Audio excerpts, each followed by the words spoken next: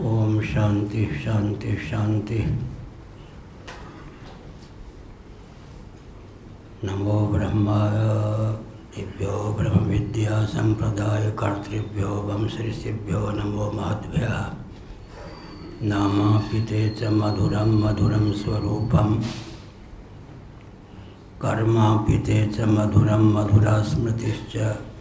बुद्धिं प्रबोधय प्रभो मधुबोध शक्तिं विद्यां प्रयच्छ परमां परिभावयामि। नारायणाखिल गुरो भगवन्नमस्ते शिवाय नमः। शिवलिंगाय नमः। तन्मे मनः शिव संकल्पमस्तु। सर्वे भवन्तु सुखिनः। नारायण नारायण नारायण नारायण। पृष्ठ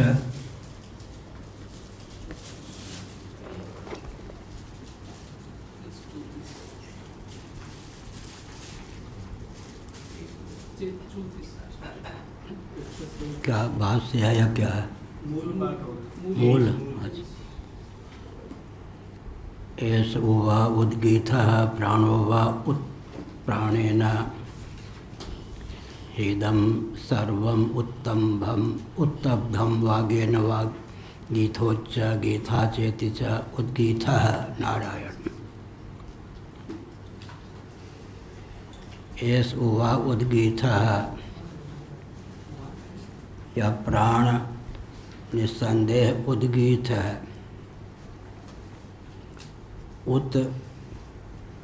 गीत उद्गीत, गीता को ही गीत मानकर उद्गीत शब्द की निष्पत्ति होती है।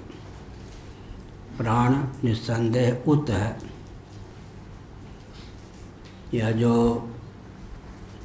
जगत है प्राण के कारण ही ऊपर की ओर स्थित है, अर्थात प्राण जगत का धारक। प्राण जहाँ उत है वहाँ गीथा भी है। गीथा के स्थान पर गीत कर देते हैं तो उत धन गीत बराबर उद्गीत हो जाता है। गीथा वाक की दृष्टि से है, क्योंकि वागेव गीता, वाक का नाम ही गीता है। गई धातु का अर्थ शब्द करना होता है, इसलिए गीता वाक।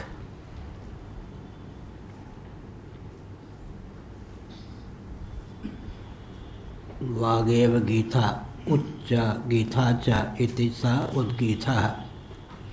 उत होता हुआ जो गीता हो उसी का नाम उद्गीत है। प्राण और वाक दोनों का सम्मिलित रूप उद्गीत होता है, यह अभिप्राय।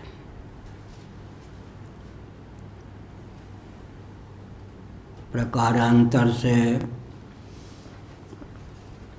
गीता वाक तो है ही, उससे नाम की सिद्धि होती है और प्राण से रूप की सिद्धि होती है। तो जगत नाम रूपात्मक है, इसी को कह सकते हैं जगत उद्गीत है। उत भी है गीत भी है। प्राण और वाक दोनों का संवेद स्वरूप ही जगत है, यह अभिप्राय। हमारे जीवन में भी जो कुछ दिव्यता है प्राण और वाक दोनों के कारण है।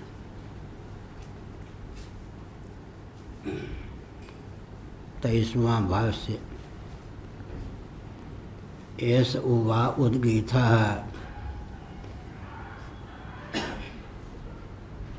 प्रकृतः प्राणः। प्रकृत प्राप्त प्रसंग प्राण का है, इसीलिए एष कहा गया। ऐसा वा उद्गीतः। उद्गीतो नाम सामावयवो भक्ति विशेषो नोद्गानम। उद्गान के अर्थ में यहाँ पर उद्गीत शब्द का प्रयोग नहीं है। प्रकरण के बल पर साम के अवयव भक्ति विशेष को लेकर यहाँ पर उद्गान शब्द का प्रयोग है। क्या हो गया? सामाधिकारात, साम का अधिकार प्राप्त होने के कारण प्रकरण के बल पर उद्गान के अर्थ में यहाँ पर उद्गीत शब्द का प्रयोग नहीं है। कथम उद्गीतः प्राणः, भला यह जो प्राण है उद्गीत किस प्रकार है। प्राणो वा उत्प्राणेन ही यस्मात् इदं सर्वं जगत् उत्तब्धम् ऊर्ध्वं स्तब्धम् उत्तम्भितं विधृतम् इत्यर्थः। प्राण उत, प्राणो वा उत प्राणेन ही यस्मात् इदं सर्वं जगत् उत्तब्धम् ऊर्ध्वं स्तब्धम् उत्तम्भितं विधृतम्, संपूर्ण जगत प्राण के द्वारा ही उत्तम्भित है, प्रतिष्ठित है। प्राण ही सबका धारक है, आधार है, यह अभिप्राय। धारक आगे आएगा, प्रकाशक, जो धारक प्रकाशक दोनों हो उद्धारक भी हो जाता है। सत्ता और ज्ञान दोनों का संवेद स्वरूप अगर कोई है तो उसका आलम्बन लेने पर उद्धार भी हो जाता है। प्राण धारक भी है, प्रकाशक भी है, उद्धारक भी है। सबके अस्तित्व में हेतु प्राण ही है। प्राणात्मा में हम इस प्रकार की अहमिति उपासना जिसके जीवन में पूर्ण रूप से प्रतिष्ठित हो जाती है, वह सबका उद्धारक बन जाता है, धारक बन जाता है, तारक बन जाता है, यह अभिप्राय। ऊर्ध्वं स्तब्धम उत्तम्भितम विधृतम इत्यर्थ। स्तंभित है, इसका अर्थ क्या है। जैसे मृत्तिका ने मानो घटादि को स्तंभित कर रखा हो, अपने अधीन कर रखा हो। आधार, उपादानात्मक आधार जो होता है वह स्तंभित उत्तम्भित करने में समर्थ होता है, अर्थात कल्पित कार्य का अस्तित्व उस पर निर्भर करता है। उत्तब्धार्थावद्योतकोऽयम् उत्शब्दः प्राणगुणाभिधायकः। उत्तम्भनम प्राणगुणः, यहाँ उत्तम्भन जो है यह प्राण का गुण है। द्योतक, अवद्योतक, प्राण जहाँ धारक है वहाँ प्रकाशक भी है।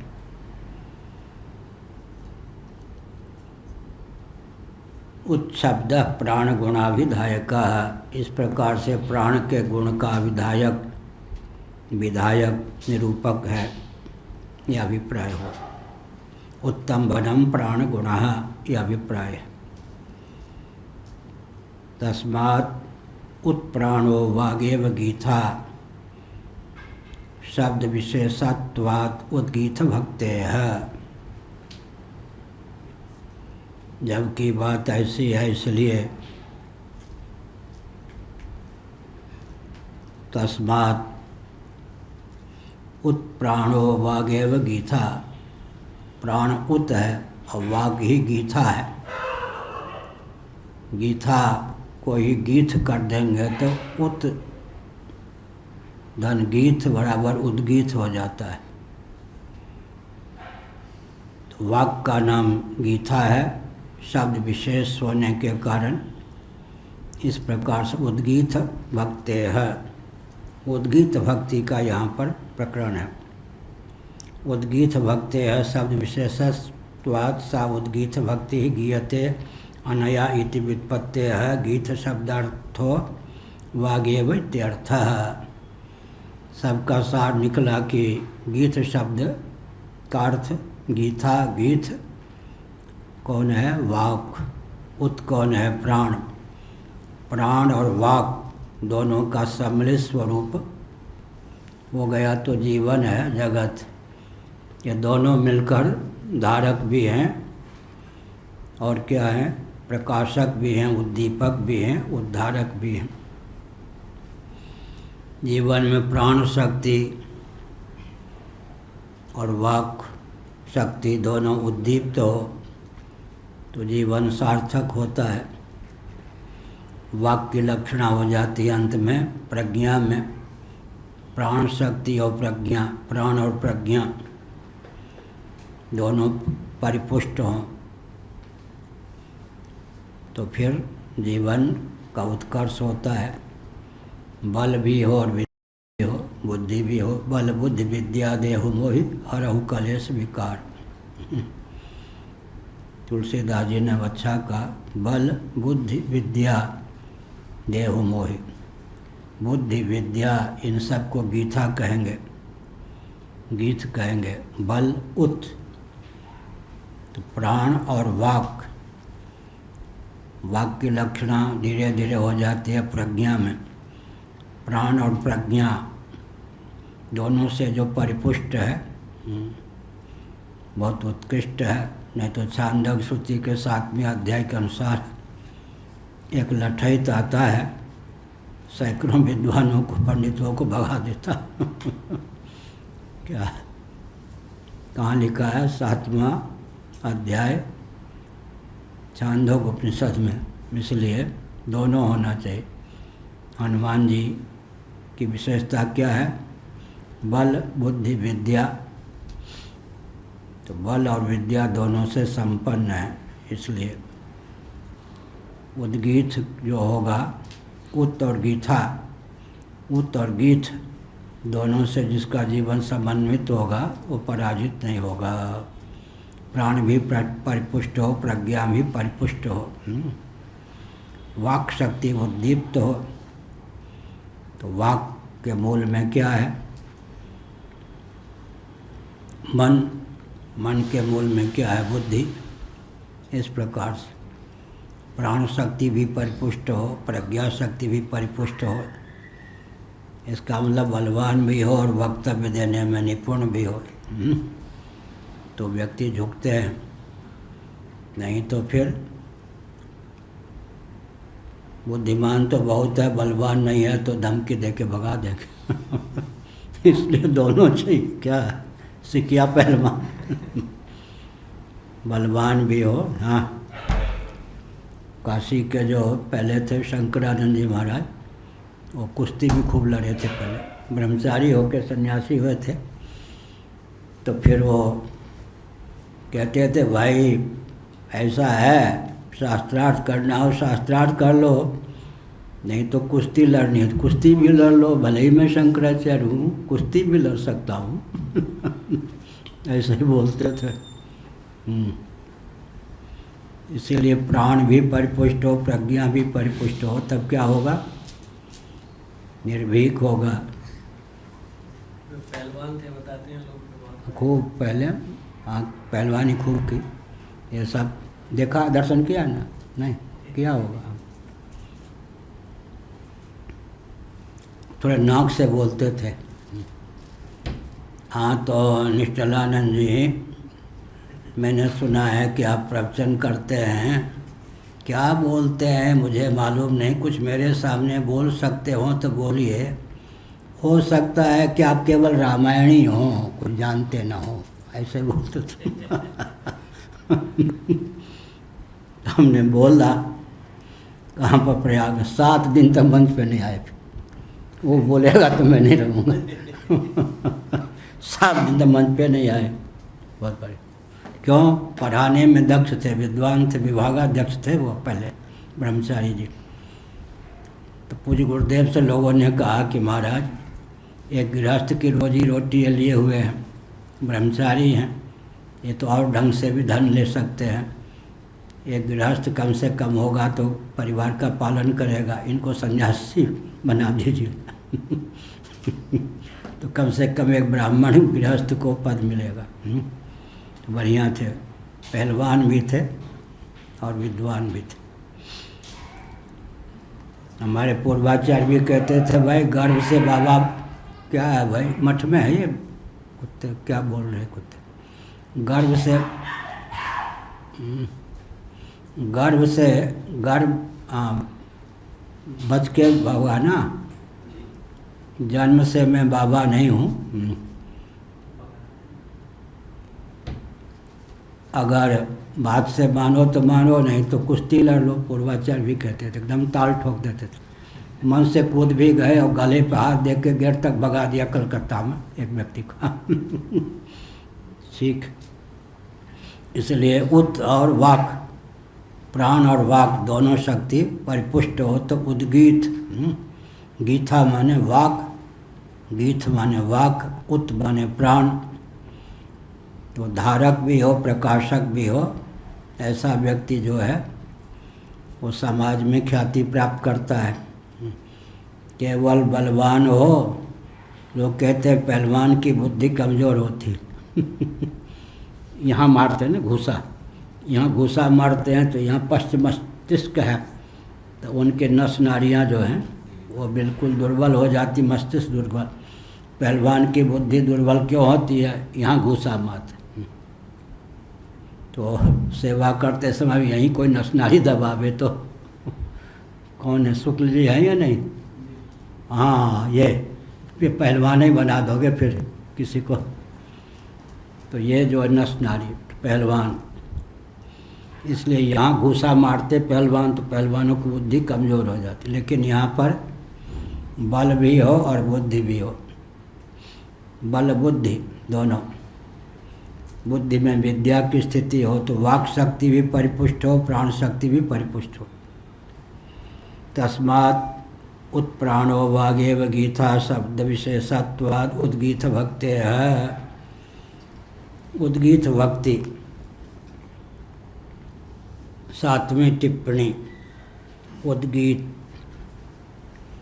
भक्ति है, उद्गीत भक्ति है शब्द विशेषत्वाद सा उद्गीत भक्ति गीयते अनया इति व्युत्पत्ति है। गीत शब्दार्थो वागेव इत्यर्थ। इस व्युत्पत्ति के अनुसार तृतीया घटित जो व्युत्पत्ति है गीता, गीत वाक के अर्थ में।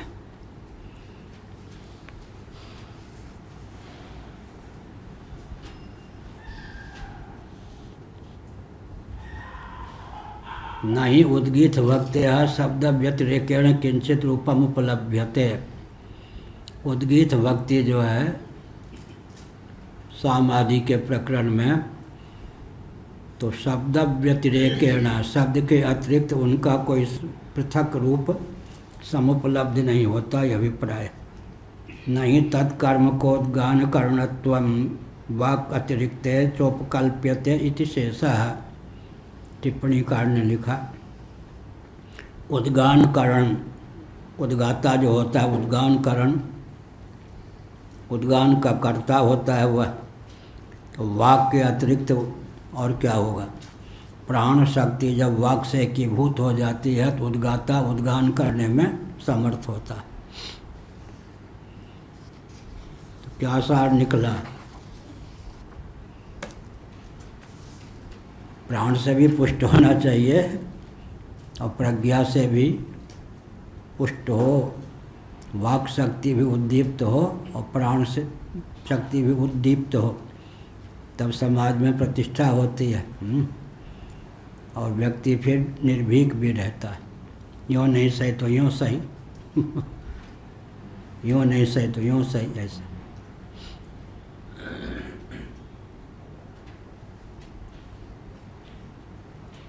उच्च प्राणो गीता च प्राणतंत्रा।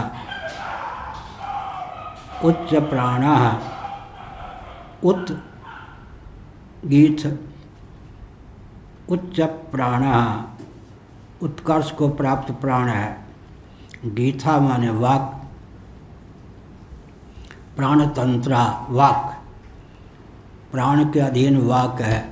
प्राणतंत्रा वाक, प्राण के अधीन वाक है।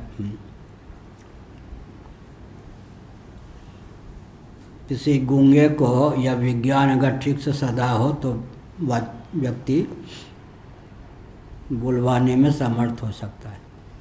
उदाहरण करें कि इसकी जो वाक इंद्रिय है वो प्राण से एकीभूत हो गई है, तो धारणा के द्वारा प्राण से किसी के वाक इंद्रिय को कर्षित कर ले तो गूंगा व्यक्ति बोल भी सकता है, लेकिन मैं इसलिए नहीं बोल रहा हूँ कि गूंगे सब मेरे पास आके कहें कि अब हमको, या उनके व्यक्ति कहें कि हमको कर दीजिए, परंतु ये प्रयोग सफल हो सकता है। वाक प्राण में विलीन हो जाए, कोई धारणा के द्वारा प्राण से वाक को कर्षित कर ले, तो गूंगा व्यक्ति भी इस प्रयोग के बल पर मूकम करोति वाचालम बोलने में समर्थ हो सकता है। पंगुम लंघयते गिरिम, पंगुम लंघयते गिरिम माने वाक से तादात्म्य अपन प्राण को अगर कोई कर्षित कर ले तो पंगु व्यक्ति चलने में समर्थ हो सकता है।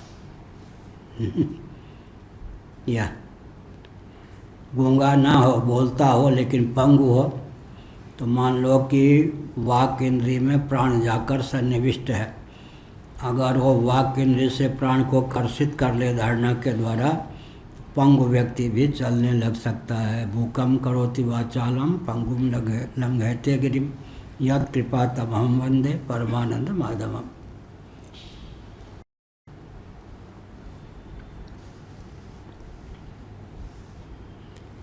न ह्युद्गीत भक्तेः शब्द व्यतिरेकेण किंचिद रूपम उपलभ्यते तस्माद् युक्तमवधारणम वागेव गीथेति।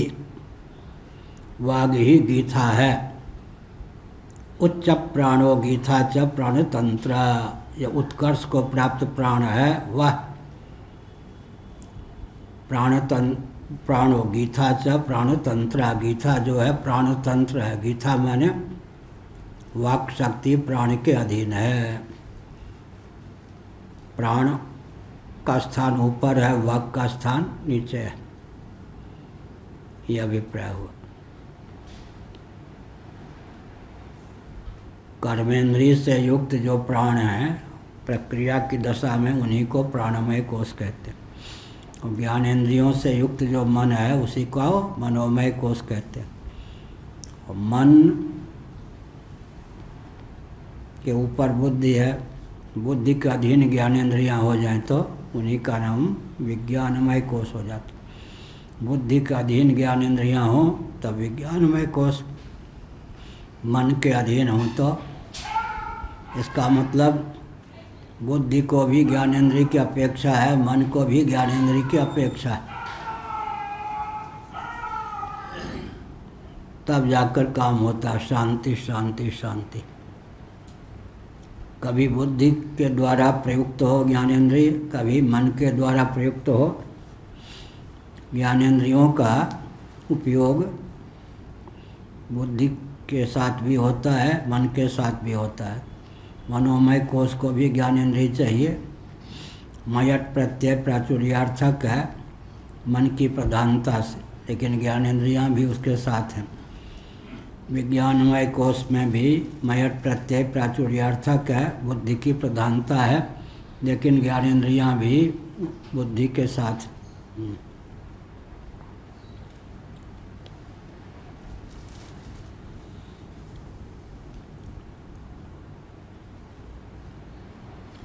उच्च प्राणो गीथा च प्राणतंत्र वाक इति उभय में के न शब्देन विधीयते स उद्गीथा।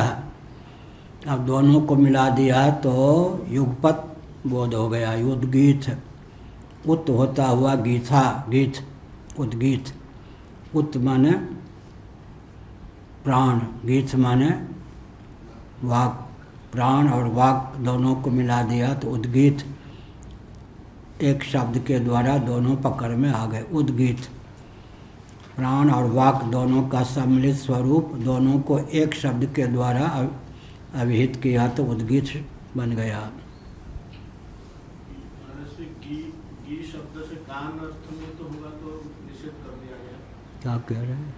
गीत में जो गी है तो ज्ञान गई, गई धातु का अर्थ शब्द करना होता है। गई है, गीथा गई, गई शब्द अर्थ धातु का अर्थ शब्द करना होता है। गीथा वाक का नाम। गीथा से गीत ले लिया, उत से प्राण ले लिया, उत और प्राण, उत और गीत को मिला दिया तो उद्गीत, उद्गीथा का नाम ही हो गया क्या? उद्गीत।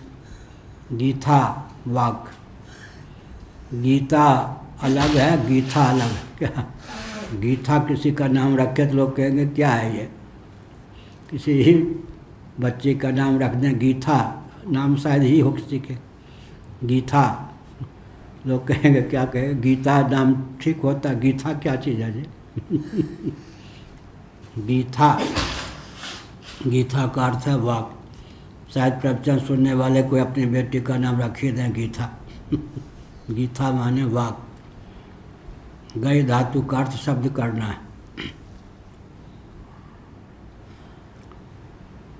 हो गया भाष्य। अब आनंद गिरी।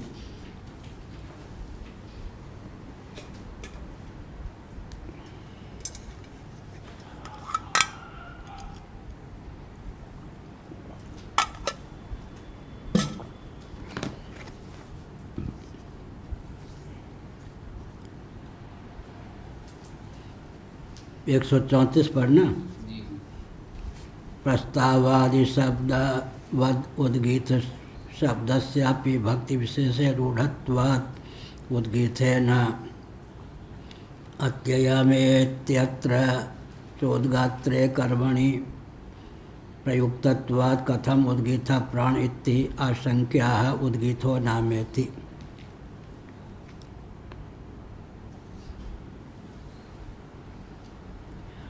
प्रस्तावादि आदिना छांदोग्योक्तो हिंकारादयो ग्राह्या। ये छांदोग उपनिषद पढ़ाते समय हम विस्तार पूर्वक कह चुके हैं। हिंकार इत्यादि वेद हो जाते हैं, उसी का है प्रस्ताव, हिंकार इत्यादि। उद्गीत शब्दस्यापि भक्ति विशेष रूढ़त्वात्। कैसे? प्रस्तावादि शब्द के सदृश उद्गीत शब्द भी भक्ति विशेष में रूढ़ होने के कारण उद्गीथेनात्ययामेत्यत्र चोद्गात्रे कर्मणि प्रयुक्तत्वात्। उद्गाता से संबद्ध जो कर्म है उसमें औदगात्र कर्म में यह रूढ़ हो सकता है, प्रसिद्ध है, प्रयुक्त है। कथम उद्गीत प्राण इति आशंका है। तो यहाँ पर उद्गाता से संबद्ध कर्म विशेष में उद्गीत शब्द का प्रयोग न करके प्राण के अर्थ में क्यों किया, यही प्रकरण की महिमा है। उद्गीतो नाम इति। भाष्यकार ने कहा उद्गीतो नाम सामावयवो भक्ति विशेषो नोद्गानम। यहाँ प्रकरण के बल पर उद्गान के अर्थ में उद्गीत शब्द का प्रयोग नहीं है। सामावयव भक्ति विशेष, कर्म विशेष। नए पदस्यो उभयत संबंध। देहली दीपन न्याय से नए जो है उनका दोनों ओर संबंध है। येषु वा उद्गीत प्राणो वा उत्प्राणेन हिदम सर्वम उत्तब्धम वागे उद्गीतोच्च गीता चेति च उद्गीतः। भाष्यकार ने जो बताया उद्गीतो नाम कहकर, उद्गीतो नाम सामावयवो भक्ति विशेषो नोद्गानम न उद्गानम।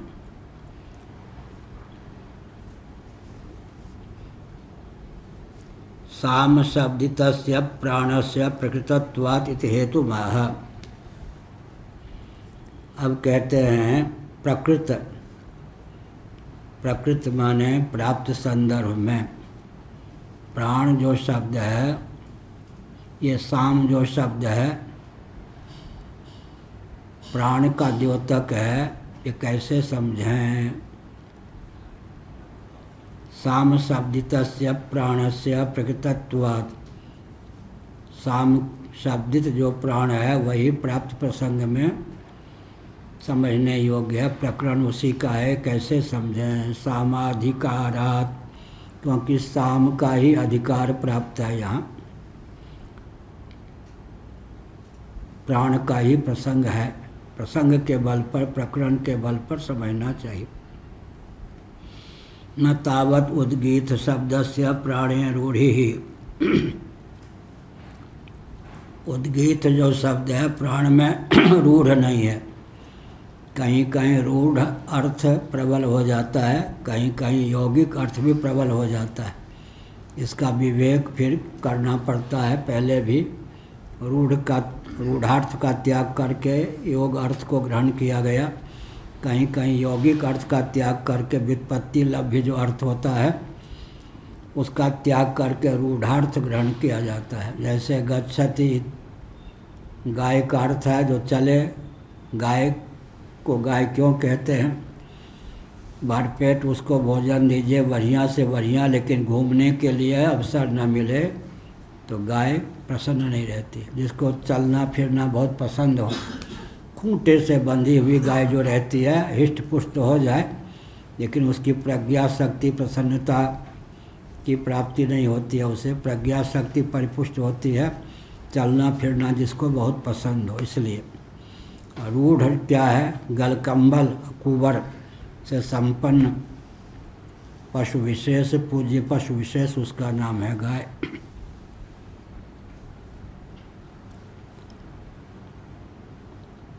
न तावद उद्गीत शब्द से प्राणे रूढ़ी तस्य तस्मिन् वृद्ध प्रयोगादर्शनात् नापि योगो अवयवृत्ते अदृष्टेरिति शंकते। या वृद्ध प्रयोग से, वृद्ध प्रयोग कौन हुए? लाठी लेकर चलते हुए पूर्व मनीषियों ने जिस अर्थ में जिसका प्रयोग किया उसके लिए वृद्ध प्रयुक्त कहा जाता है। वृद्ध माने ज्ञान वृद्ध।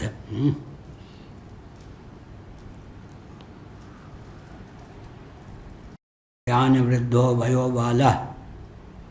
ये भरत जो है करिष्ये वचनम तव, जब वन को रामभद्र जाने लगे, भरत जी तो नहीं थे, यद्यपि आयु को लेकर बहुत अंतर नहीं था रामभद्र भरत में, लेकिन वाल्मीकि रामायण के अनुसार भरत आयु में भले ही छोटा हो लेकिन ज्ञान में वृद्ध है। आप जो महान भाव हैं भरत का अनुगमन कीजिएगा। करिष्ये वचनम तव, वह भरत आपका अनुगमन करके राजी करेगा। इसका अर्थ भरत के प्रति आपकी कुदृष्टि न हो, उसे बाल गोपाल समझकर उपहास का पात्र मत बनने दीजिए। ज्ञान में वृद्ध है, आयु में बालक। तो रामभद्र का कितना स्नेह रहा होगा। कोई 5-7 वर्ष छोटे तो नहीं थे भरत जी। ज्ञान वृद्धो वयो बाला। बहुत पहले नैमिषारण्य में वाल्मीकि रामायण एक बार पढ़ा होगा या 2 बार। ज्ञान में वृद्ध है, आयु में बालक है। तो राम जी का कितना स्नेह रहा होगा। यही कहा तस्मिन् वृद्ध प्रयोगादर्शनात्। वृद्ध पूर्व मनुष्यों का के द्वारा प्रयुक्त ऐसा तो दर्शन प्राप्त नहीं है, इसलिए रूढ़ कैसे कहें? रूढ़ का अर्थ वृद्धों की परंपरा से प्रयुक्त जो अर्थ है वो रूढ़ार्थ होता है। क्या कहा प्रफुल्ल जी? वृद्धों की परंपरा से जो अर्थ होता है वो रूढ़ार्थ होता है। हाँ, वो क्या होता है? जप होता है। रूढ़क होता है या रूढ़ार्थ? हाँ, रूढ़ार्थ होता है। ठीक है। वृद्ध माने ये तो कठिन है। लाठी टेक कर चलने वाला पूर्व जो मनीषी विद्वान उनका नाम वृद्ध। तस्मिन् वृद्ध प्रयोगादर्शनात्। रूढ़ार्थ उसी को कहेंगे ना, वृद्धों के द्वारा, पूर्व मनीषियों के द्वारा जिस अर्थ में जो शब्द प्रयुक्त हो वही वृद्ध प्रयुक्त हो गया। वृद्ध के द्वारा प्रयोग तो ऐसा है नहीं। योगो वयवृत्तेः अदृष्टेः। 12वीं टिप्पणी बृहदारण्यक उपनिषद 3:7-2 उदाहरण दे दिया।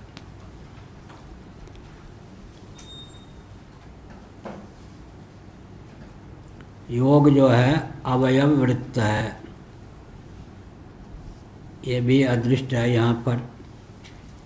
योग अवयव, अवयव अवयवार्थ होता है यौगिक अर्थ, और समुदायार्थ होता है रूढ़ार्थ।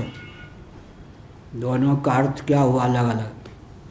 समुदाय प्रसिद्ध अर्थ हो गया रूढ़ार्थ।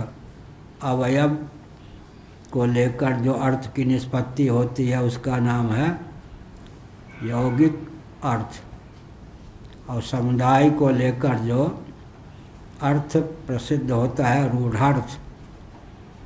यह हुआ व्युत्पत्ति लभ्य अर्थ और समुदाय सुलभ अर्थ। कहीं व्युत्पत्ति लभ्य अर्थ प्रधान हो जाता है, कहीं पर समुदाय प्रसिद्ध अर्थ। जैसे गाय कहेंगे तो व्युत्पत्ति लभ्य अर्थ तो गमनशील प्राणी विशेष, लेकिन रूढ़ार्थ क्या होगा? गल कंबल लाडली झारा ककुद से युक्त पूज्य पशु विशेष। यह कहा वृद्ध प्रयोगादर्शनात्। रूढ़ार्थ कैसे कहेंगे? अयोगो अवयववृत्ते अदृष्टे। अब दोनों में कोई भी तो प्राप्त नहीं हो रहा है। अवयव वृत्ति क्या है? यौगिक अर्थ। अवयव समुदाय प्रसिद्ध अर्थ होता है रूढ़ार्थ। अवयव को लेकर के जो अर्थ की निष्पत्ति होती है वो यौगिक अर्थ है। तो क्या करें? इधर भी नहीं उधर भी नहीं, लेकिन पद का प्रयोग तो है ही प्रयोग। साम कहने पर प्राण का ग्रहण यौगिक व्युत्पत्ति के आधार पर करें या रूढ़ार्थ के आधार पर करें, यह अभिप्राय हुआ। कथम, इसलिए कथम उद्गीत प्राण। दोनों ओर तो विचित्र ही है। साम यौगिक व्युत्पत्ति के द्वारा भी प्राण अर्थ ध्वनित नहीं होता है। साम कहने पर प्राण कोई रूढ़ार्थ भी सिद्ध नहीं होता, तो व्युत्पत्ति लभ्य अर्थ भी प्राण नहीं, समुदाय प्रसिद्ध अर्थ भी प्राण नहीं। लेकिन भाष्यकार भगवान ने कहा प्राण है।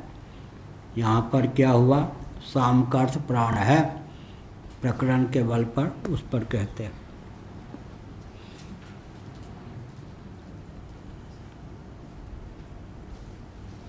कथम उद्गीत प्राण। ये तीसरा भी हुआ क्रम। क्या? तृतीय विधा है, तीसरी विधा है। समुदाय प्रसिद्ध अर्थ भी नहीं, अवयव प्रसिद्ध अर्थ भी नहीं, तो कैसे समझें कि साम का अर्थ प्राण है? यहाँ पर तीसरी विधा निकालनी पड़ेगी।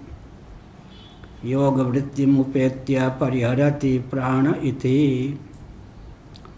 अब योग वृत्ति को ही स्वीकार करके परिहार करते हैं, आक्षेप का शंका का निवारण करते हैं प्राण इति। प्राणो वा उत्प्राणेन ही यस्मादिदं सर्वं जगत् उत्तब्धम् ऊर्ध्वं स्तब्धम् उत्तम्भितं विहितम् इति। यह कहा।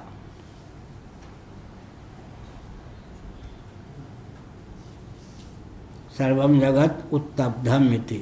अत्र वार्तिकम् उत्तब्धं विधृतं यस्मात् प्राणेन जगत् जगदित्वरम् उत्प्राणोतः प्रसिद्धस्तु गुणाद् उद्गीत उच्यते। सुरेश्वराचार्य महाभाग का वार्तिक यहाँ पर उद्धृत किया गया। प्रसिद्ध साम भक्ति विशेष। तो कहते हैं कि इस प्रकार से व्युत्पत्ति लभ्य अर्थ मिल सकता है।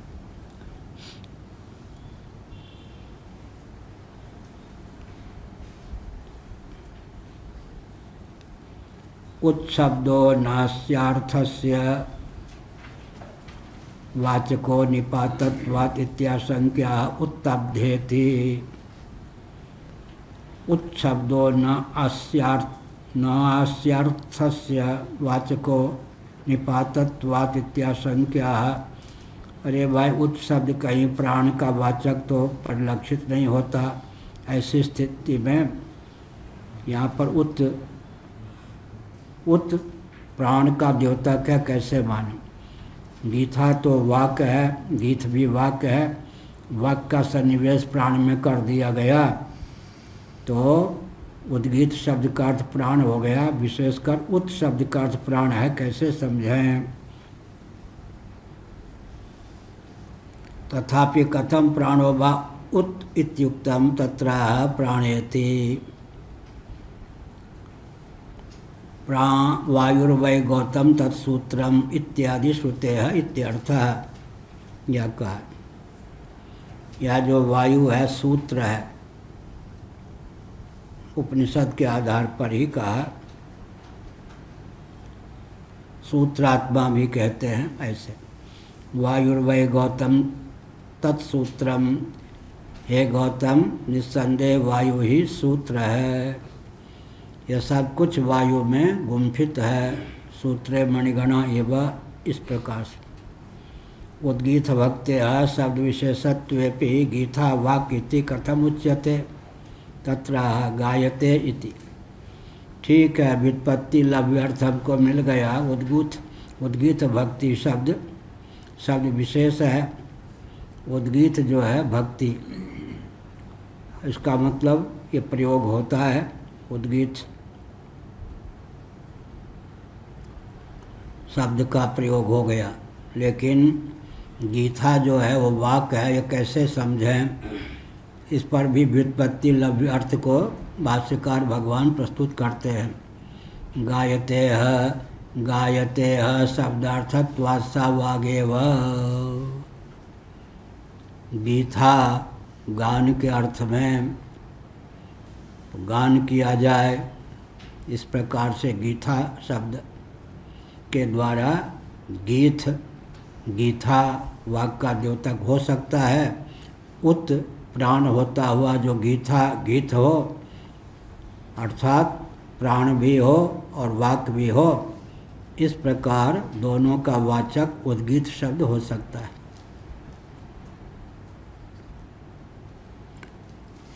अथ अवधारण साधयति न इति।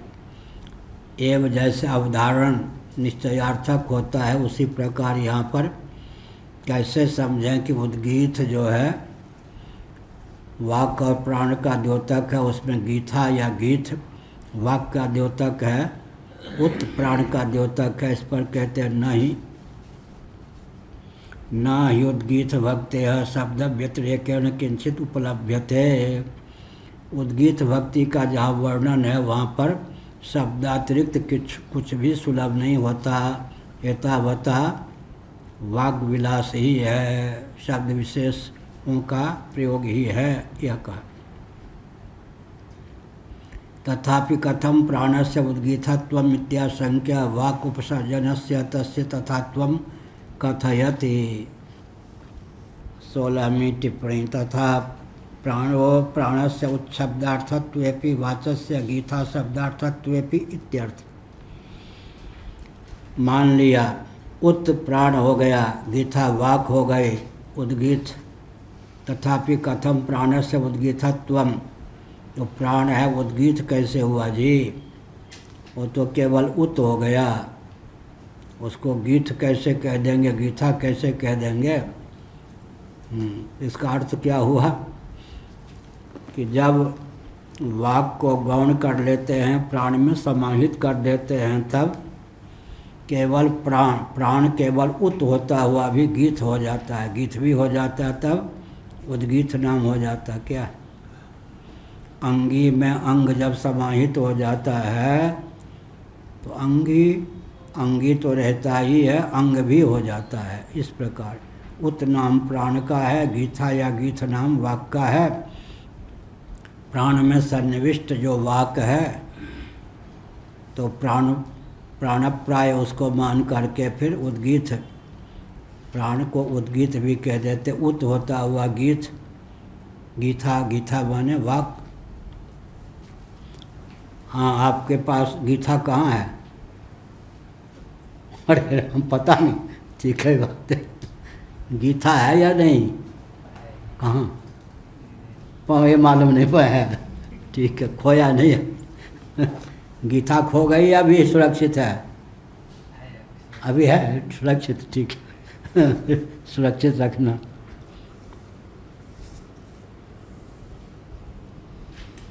बोल किससे रहे हो, गीता से या उत से? उत से, हाँ ठीक। अंतिम शब्द था ना उत।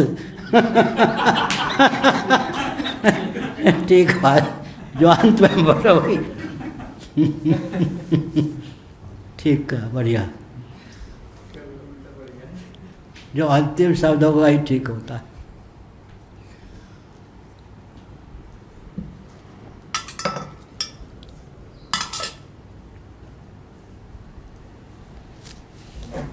तथापि कथम प्राणस्य उद्गीतत्वम् इत्याशंक्या वाक् उपसर्जनस्य तस्य तथात्वं कथयति। वाक् उपसर्जन है। उपसर्जन माने सहयोगी अंगभूत गौण, मुख्य में जाकर के गौण समा जाता है। ठीक, यही हुआ। संगम हो गया, संगम। अब गंगा भी हैं, यमुना भी हैं, दोनों का संगम कहाँ हुआ? सरस्वती तो अंतःसलिला है, प्रयागराज में। तब समझौता हुआ कि कौन छोटी कौन बड़ी। यमुना में गंगा का लय माने या गंगा में यमुना का लय माने, ऐसा।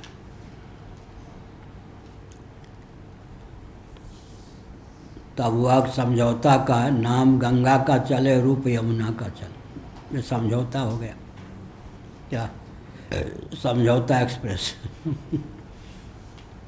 नाम गंगा हो गया और रूप गंगा नाला आदि न पड़े तो प्रयागराज के बाद गंगा जी का रूप यमुना वाला कालिंदी हो जाता है।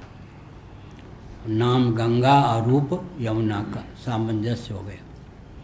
यहाँ भी उद्गीत कहा, यहाँ तो दो का सन्निवेश है। उत का अर्थ हुआ प्राण, गीता या गीत का अर्थ हुआ वाक, लेकिन प्राण का नाम ही हो गया उद्गीत। प्राण में विलय हो गया गीता का, गीत का, तो प्राण वाचक जो उत शब्द था, अब उद्गीत जो शब्द है वो भी प्राणवाचक ही हो गया। उत के द्वारा जो अर्थ ग्रहण करना चाहिए था, उद्गीत के द्वारा वही अर्थ हुआ। क्यों? उपसर्जन, उपसर्जन, सर्जन उपसर्जन होता है नहीं। सर्जन शब्द कौन सा हुआ? संस्कृत का या नहीं? सर्जन। ठीक, उपसर्जन।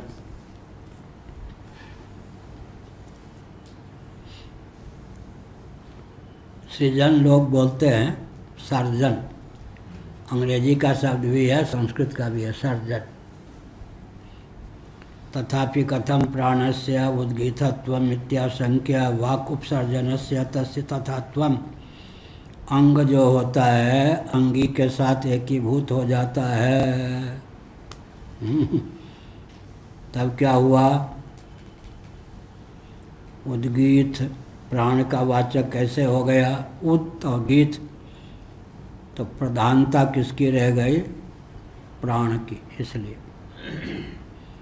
अंग जो है अंगी में एकीभूत हो गया, मिल गया, तो अंगी के नाम से ही अंग का नाम भी ख्याति को प्राप्त हुआ। ये सब क्या है? व्यवहार भी हुआ या नहीं? कहाँ किसकी? हाँ, पाठ का समय हो गया। एवं परंपरा प्राप्तम। वो कौन है? सुरेश्वर महापात्र, सुरेश महापात्र। ठीक, अभी पूजन तो आधा बाकी होगा ना। हाँ, एकदम एकदम रब्बा जी की परंपरा चला रहे। नारायण। तथापि कथम प्राणस्य उद्गीतत्वम् इत्याशंक्य। हम समझते थे कि रब्बा जी की सेवा में झुंझलाते नहीं, अब रह समझ में आया, उनके सारे व्यवहार का नकल करते थे। नहीं तो उनके साथ तो निभना, अरे वो भोजन पे बैठे कोई श्रोता आ जाए तो 3-4 घंटे भोजन में लग जाता था। हाँ एकदम। तो हम समझते थे तंग नहीं होते, कभी क्रोधित होते हुए झुंझलाते हुए नहीं देखा। उनके सारे गुण को खींचने में लगे, उद्गीत हो रहे थे। उत होकर गीत को अपने में मिला रहे थे। बढ़िया। तथापि कथम प्राण से उद्गीतत्व मिथ्याशंक्य वाक् उपसर्जन से तस्य तथात्वं कथयति। यद्यप उत का अर्थ प्राण है, प्राण उत ही है, गीथा या गीत नहीं। लेकिन जब गीथा या गीत वाग देवी प्राण से एकीभूत हो जाती हैं तो प्राण का नाम केवल उत ही नहीं रहता बल्कि उद्गीत हो जाता है। उद्गीत भी प्राण का ही वाचक हो जाता है, यह अभिप्राय हुआ। हाँ कहो जी उत्तराखंड वाले क्या हुआ? हाँ ठीक, सुनते रहो। अब आगे इसमें धैर्य तोड़ना नहीं चाहिए, क्या धीरे धीरे समझ में आ जाता।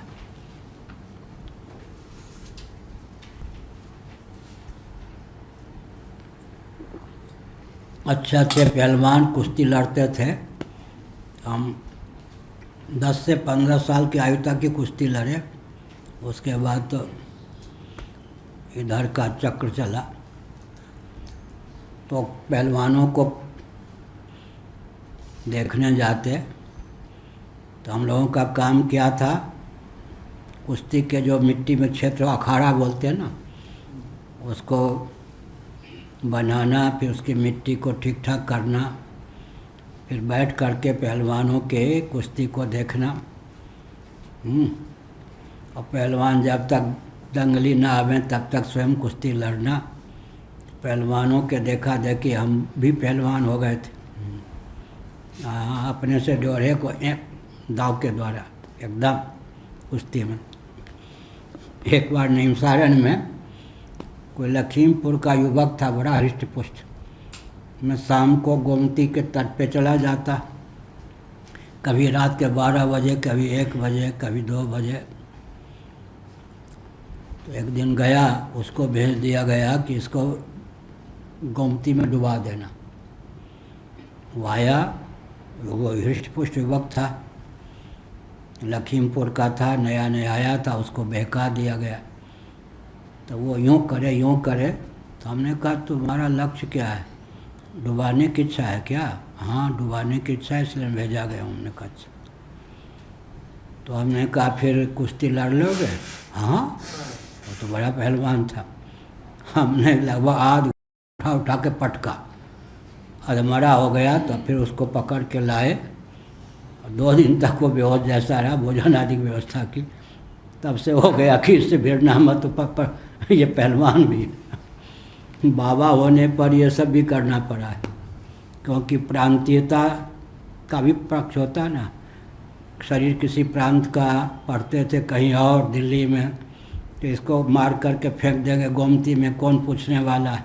भगवान सब जगह पूछने वाले हैं, ये तो क्या पहलवानों को पता नहीं होता। तो यह लखीमपुर वाला फिर उसके भोजन आदि की व्यवस्था भी करते थे। उसके 2 दिन तक वो बेहोश रहा। हमने लगभग आध घंटे तो उठा के उसको बालू पे पटका। बाबा होने पर ये भी करना पड़ा। बड़ी विकट समस्या।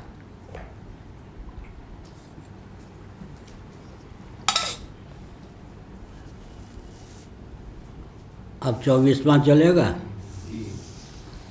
उपसर्जन है। उपसर्जन कौन है? यहाँ कोई है? नहीं। अपने शरीर में वाणी उपसर्जन है, और सर्जन कौन है? प्राण।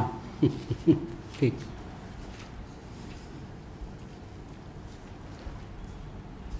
अब आख्यायिका है। आख्यायिका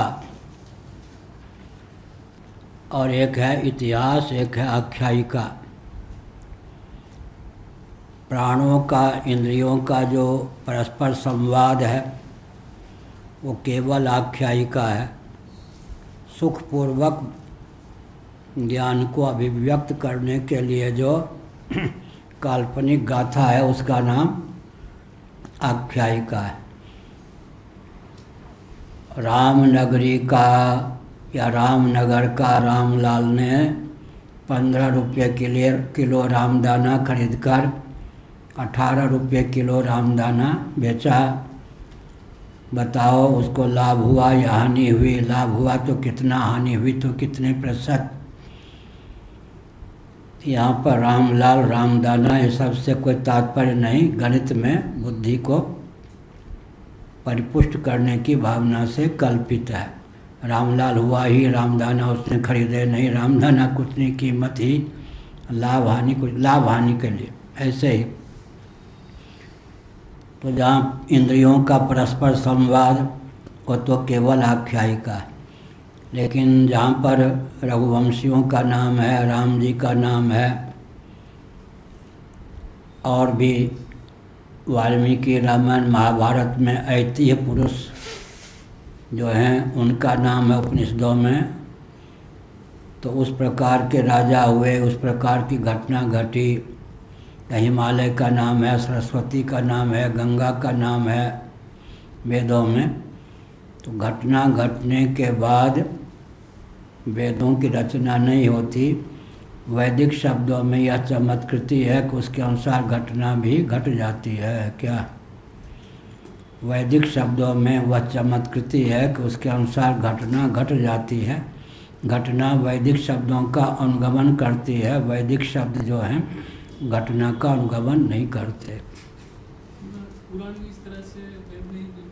पुराण की आनपूर्वी जो है कल्पभेद से बदल जाती है, ज्ञान वही रहता। जिसकी आनपूर्वी कल्पभेद से भी न बदले, गणानान्त्वा गणपतिग्वं हवामहे जिस क्रम से है, अभंग आनपूर्वी घटित शब्द राशि सच्चिदानंद स्वरूप सर्वेश्वर के सृष्टि आदि विषय ज्ञान में अभंग आनुपूर्वी घटित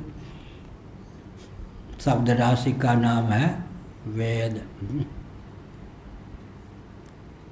सच्चिदानंद स्वरूप सर्वेश्वर के सृष्टि आदि विषय ज्ञान में अभंग आनुपूर्वी घटित शब्द राशि का नाम है वेद।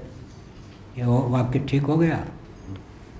सच्चिदानंद स्वरूप सर्वेश्वर के, सच्चिदानंद स्वरूप सर्वेश्वर के सृष्टियादि विषयक ज्ञान में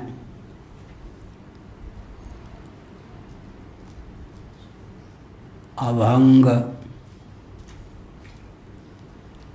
आनुपूर्वी घटित शब्द राशि का नाम वेद है।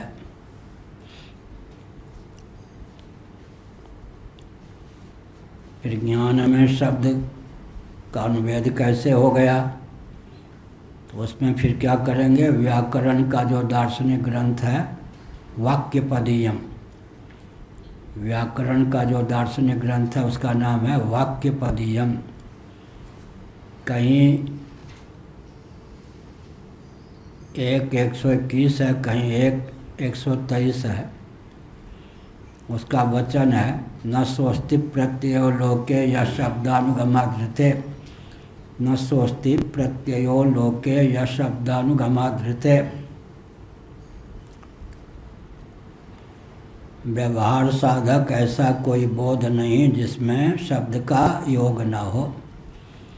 न स्वस्ति प्रत्ययो लोके या शब्दानुगमाधृते, वाक्यपदीयम 1:121 या 1:123। न स्वस्ति प्रत्ययो लोके, प्रत्यय माने बोध, न स्वस्ति प्रत्ययो लोके या शब्दानुगमाधृते।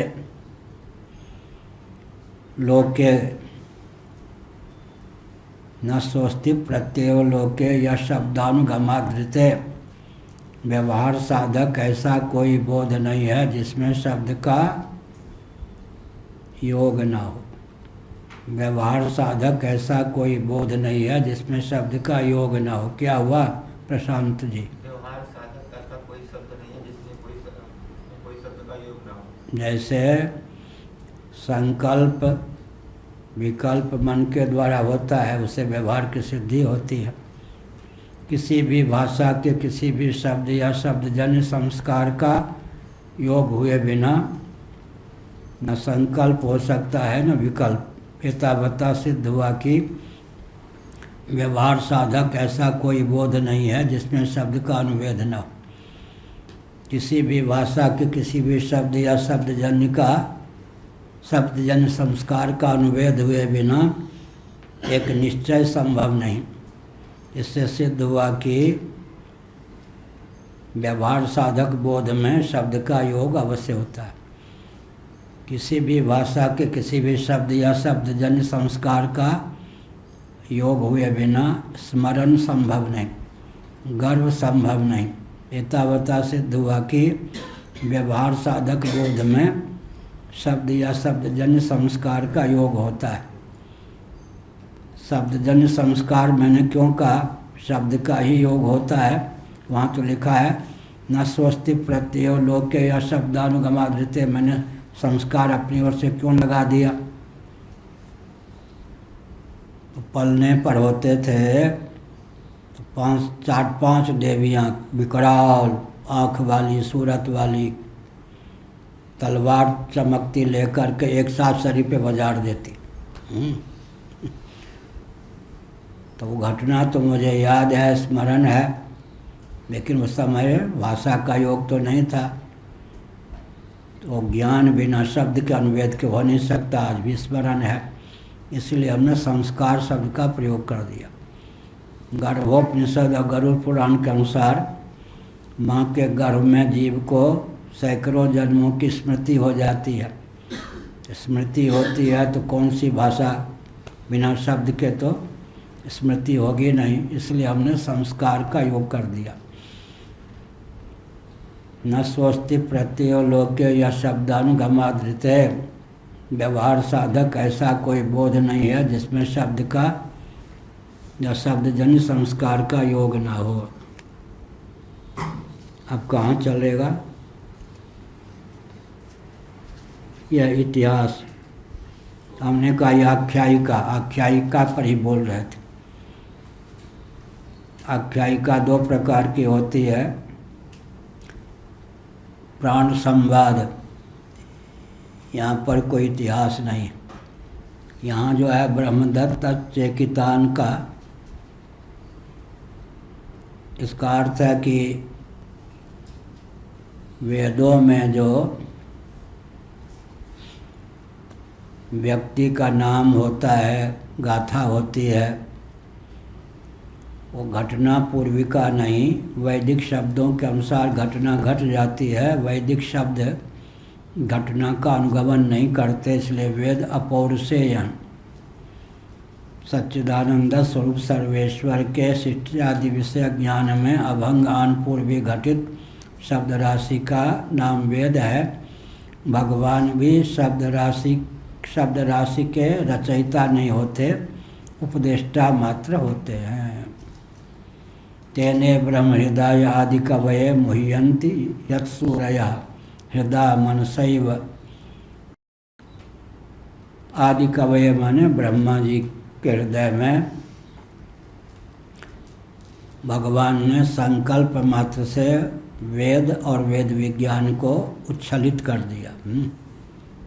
तेने ब्रह्म हृदय आदि कवये मुह्यन्ति यत्सूरयः। विचार कुशल मनीषी भी वेद के अर्थ करने में क्या होते हैं, मोहित हो जाते हैं। ऐसा जो दिव्य विज्ञान से युक्त वेद वो ईश्वर के द्वारा विरचित नहीं बल्कि उपदिष्ट हैं। उपदेश के लिए भी कोई वाणी का उपयोग किया हो भगवान ने, ऐसा नहीं।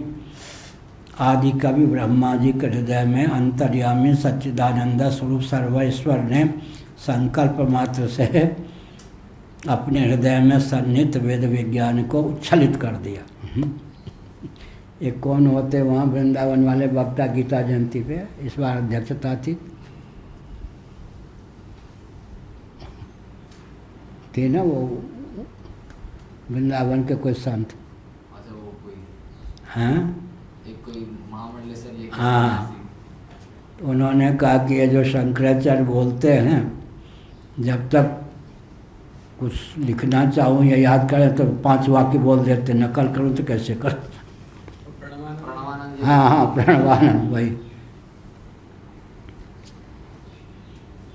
अब इतिहास है, आख्यायिका है, लेकिन वैदिक जो शब्द हैं घटना का अनुगमन नहीं करते, वैदिक शब्दों का अनुगमन घटना करती है, इसलिए। तद्धापि ब्रह्मदत्तस्य कितानेयो राजानं भक्षयन्नुवाचायं त्यस्य राजा मूर्धनं विपातयताद्यदितो यास्य आंगिरसोऽन्येन उद्गायत इति वाचा च हेव स प्राणेन चोद्गायत इति। अब कहते प्राण की महिमा। अब वाक उद्गान जो होता है उसमें वाक और प्राण का योग होता है। कोई भी बोलेगा तो वाक का प्राण दोनों का योग होगा। या वक्तृत्व किसको लेकर संभव है? कहो भरद्वाज जी।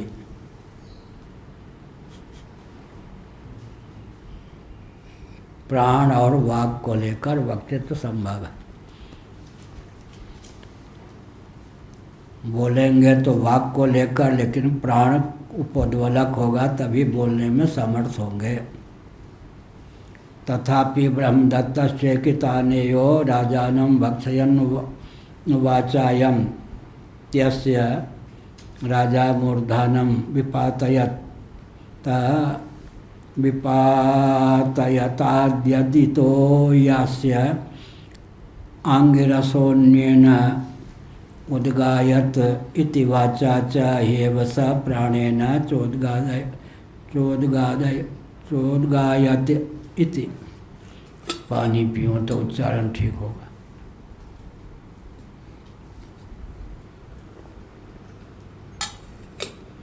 यहाँ एक आख्यायिका है। सुखपूर्वक वस्तु स्थिति के चित्रण के लिए जो गल्प, उसी का नाम आख्यायिका। महाभारत में मूल श्लोक 24,000 ही हैं, पहला संस्करण।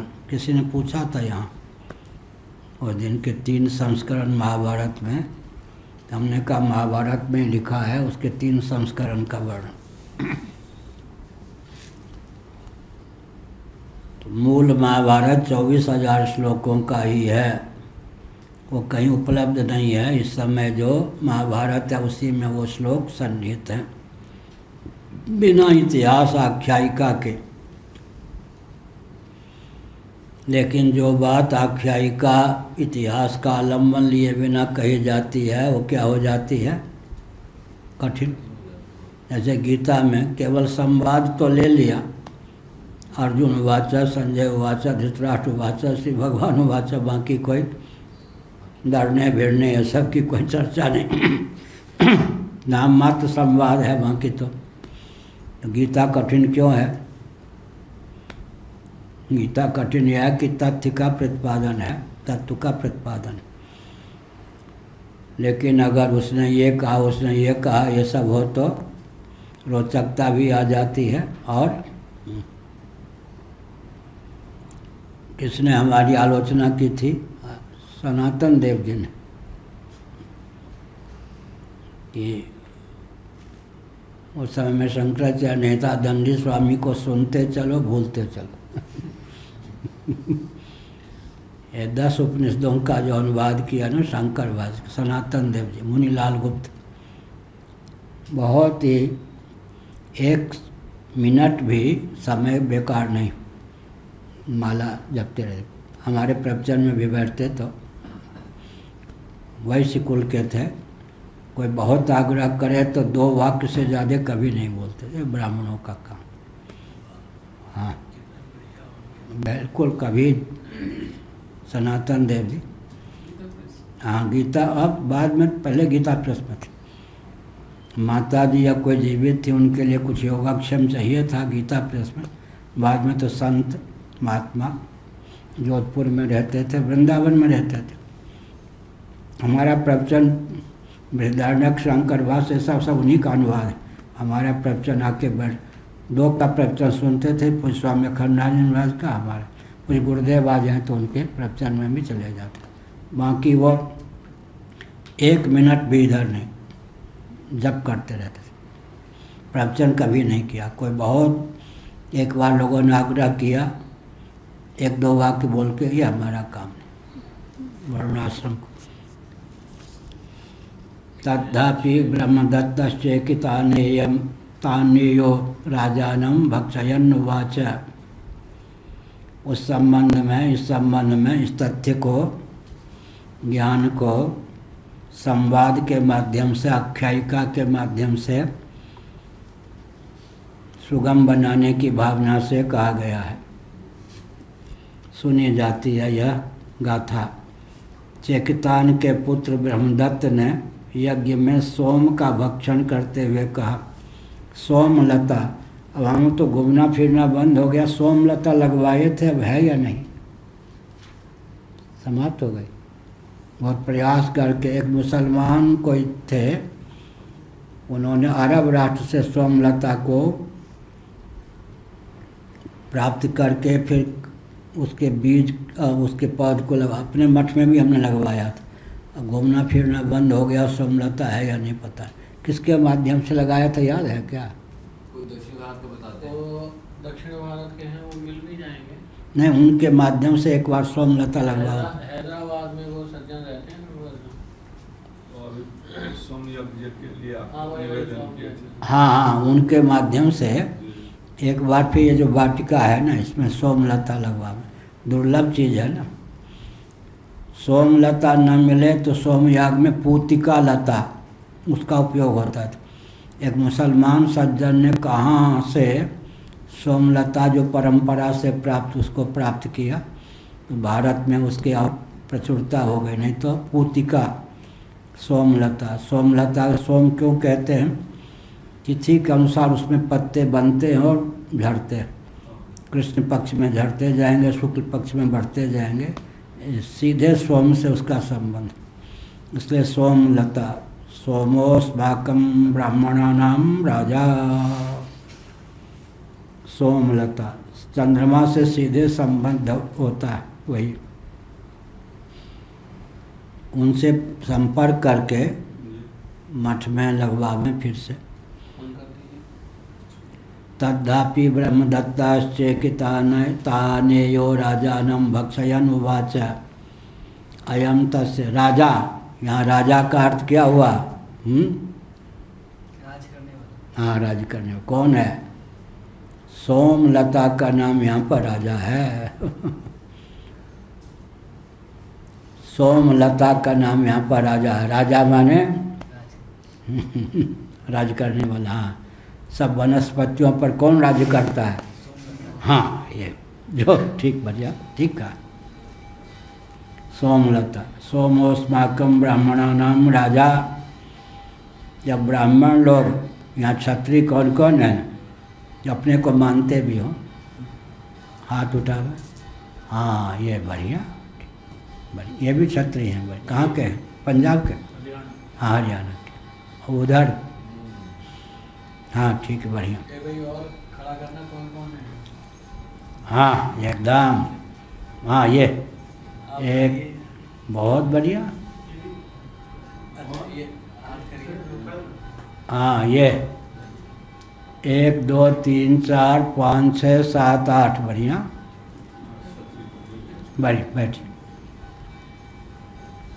तो राजा राजगद्दी पर जब का अभिषेक करते थे ब्राह्मण, तब क्या मंत्र पढ़ते थे?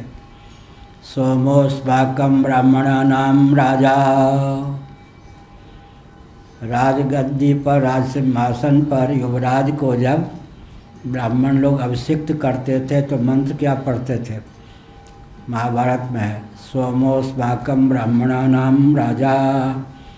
ये राजन, हम ब्राह्मणों पर कहीं रोब मत छाटना, हम पे शासन मत करना, हमारे राजा का तुम्हें ज्ञान होना चाहिए। चंद्रमा हम ब्राह्मणों के राजा हैं।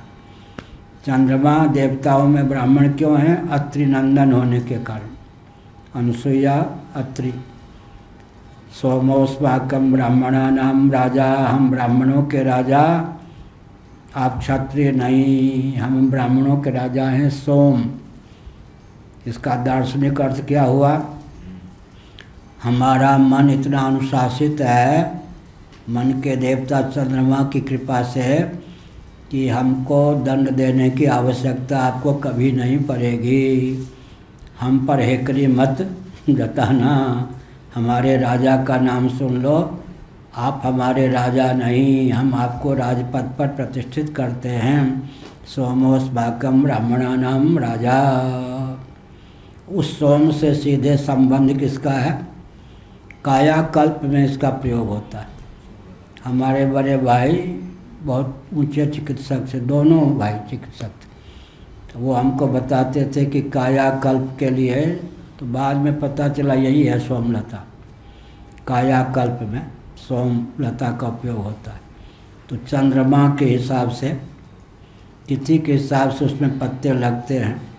सोमलता मंगवा के यहाँ लगवावें फिर से। पूजा आदि की विधि विधान पता चले तो इसका अच्छा कुछ। हाँ, ये बहुत बढ़िया। यहाँ राजा का अर्थ क्या है? सोम। यहाँ राजा सोम। सोम कैसे हो गए? ब्राह्मणों के राजा हैं चंद्रमा। चंद्रमा के द्वारा ही सीधे पोषित होते हैं। उष्णामि चौषधि सर्वा सोमो भूत्वा। लेकिन उसमें भी सबसे सन्निकट कौन है? सोमलता। सीधे चंद्रमा की तिथियों का सोमलता पर प्रभाव पड़ता है। यहाँ राजानम, राजा को भक्षण किया लोग कहेंगे राजानम भक्षयन राजा को खा लिया। तो राजा का अर्थ फिर भगवान शंकराचार्य ने अर्थ न किया होता, ऐसा तो लगता कि राजा को खा लिया फिर यही है। आख्यायिका भी सुनी जाती है। चेकितान के पुत्र ब्रह्मदत्त ने यज्ञ में राजा को खा लिया, मैंने सोमलता का भक्षण किया। सोमलता का भक्षण किया और करते हुए का क्या कहा? बहुत बढ़िया। मूर्धानम विपातयत। आयास्य और आंगिरस नामक प्राण ने वाक संयुक्त प्राण से भिन्न देवता द्वारा उद्गान किया हो तो मुझ मिथ्याभासी का सिर सोम देवता गिरा दें, या कहा। यदि आयास और आंगिरस नामक प्राण ने, आयास और आंगिरस पहले आ गया। अंगों का रस कौन है? प्राण। हाँ ठीक, बढ़िया, बहुत अच्छा। अंगों का रस है प्राण। आयास से भी प्राण का नाम है। मुख्य जो प्राण होता है वो मुख में स्थित होता है, और अंगों का रस कौन है? प्राण। वाक संयुक्त प्राण से भिन्न देवता के द्वारा अगर उद्गान किया गया हो तो मैं मिथ्याभासी ठहरूं, राजा सोम मेरे सर को गिरा दे। इसका मतलब क्या हुआ? वाक संयुक्त प्राण के द्वारा ही उद्गान होता है। कोई भी व्यक्ति भाषण करता है, गान करता है, तो वाक संयुक्त प्राण, प्राण संयुक्त वाक के द्वारा, वाक संयुक्त प्राण के द्वारा ये स्थूणा निखनन न्याय से ये बात कही गई। कौन न्याय हुआ? स्थूणा निखनन न्याय। हाँ, भारद्वाज जी कौन सा न्याय हुआ? हाँ, और ये जाति बोले हाँ ये ठीक। स्थूणा निखनन न्याय।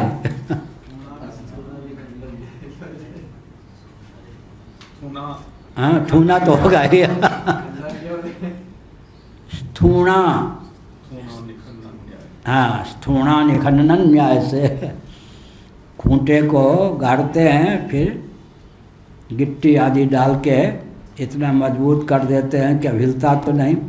इसी का नाम है स्थूणा निखनन न्याय। एक अपने पुस्तकालय में पुस्तक का 1000 न्याय है। 1000 न्याय संस्कृत में है अपने पुस्तकालय में। यही हुआ वाक संयुक्त प्राण से भिन्न कोई देवता हो, उसके द्वारा उद्गान किया हो तो मैं मिथ्याभाषी सिद्ध हो जाऊं और राजा सोम देवता मेरे सिर को गिरा दें। इसका अर्थ है स्थूणा निखनन न्याय से कोई भी वक्ता होता है, उद्गाता होता है तो प्राणयुक्त वाक के द्वारा ही उद्गान होता है, यह अर्थ हो। अतः उस ब्रह्मदत्त ने प्राण और वाक के द्वारा ही उद्गान किया था, तभी उसका सिर नहीं गिरा। शपथ के द्वारा यह तथ्य उद्भासित होता है। ओम पूर्णमदः पूर्णमिदं पूर्णात् पूर्णमुदच्यते पूर्णस्य पूर्णमादाय पूर्णमेवावशिष्यते। ओम शांति शांति शांति।